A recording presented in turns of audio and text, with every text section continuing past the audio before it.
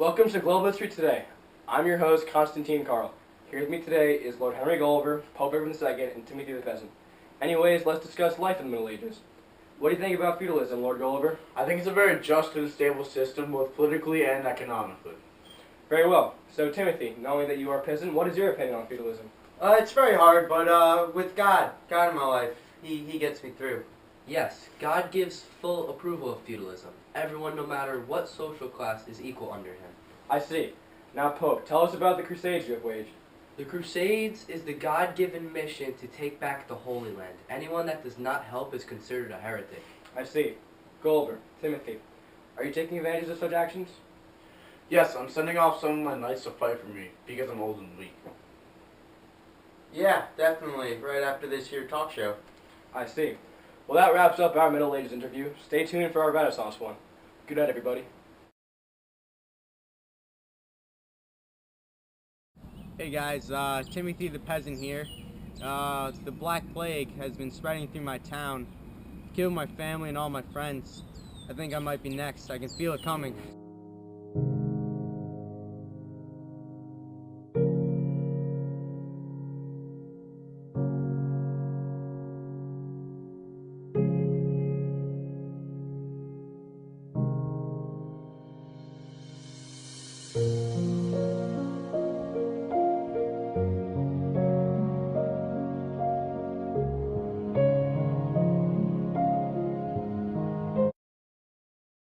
Good afternoon, folks. We're coming to you live from 16th century Italy with your favorite peasant, Timothy. It's a pleasure to be here, Constantine. So, how did the Black Plague treat you? It was really harsh, but somehow I pulled through. It is a miracle. So, tell us about your house during this great time period.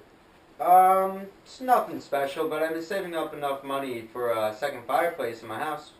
Don't you think it'd be a better idea to spend that money on maybe a donation for the new cathedral being built? Why should I spend my hard-earned money so the church can update the already beautiful cathedral? I'd rather have a second fireplace. It looks really dope. That's a valid point, but before you had that mindset that the church is everything, why do you think differently now? With all these reformations and what people are calling humanism, my beliefs have been swayed to not only focus on getting into heaven, but material things and improving my lifestyle. Yes, I understand. But to prove your thoughts even further, we made a couple of calls, and the father of it all, Leonardo da Vinci, is here. Hello, folks. It's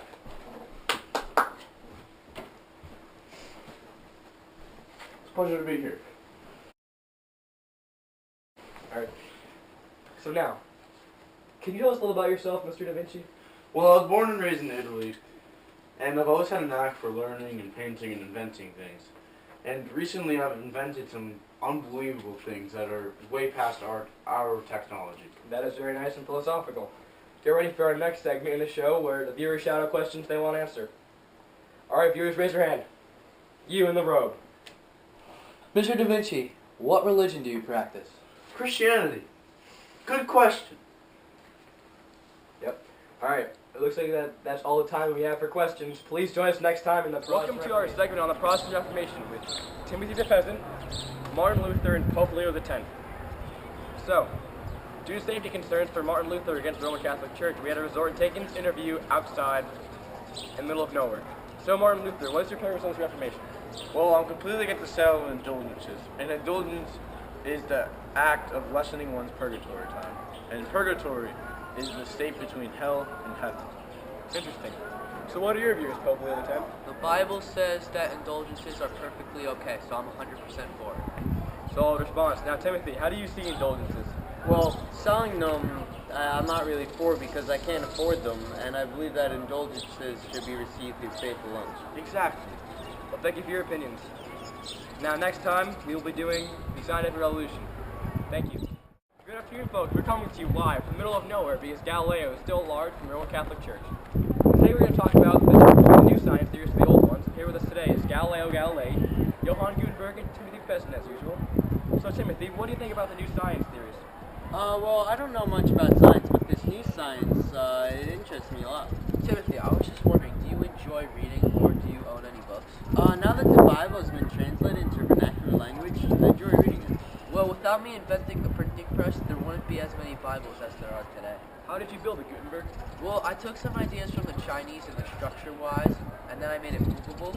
But I have to say, the hardest part time to figure it out, but to make the press part perfect the way I wanted it to be, I needed wider olive. Very fascinating. So Galileo, how did you contribute to this revolution? Well, they don't call me the father of science for nothing, right? I had great contributions in astronomy, and I invented the telescope, which further proved the theory of heliocentrism. So I'll respond. So Timothy, now what do you think about the science theories? I learned how this new science helped make the world what it is today, and I also learned that with Gutenberg's invention, that books can be more important.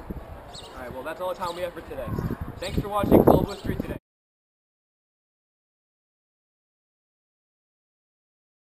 Welcome to Global History Today. I'm your host, Constantine Carl.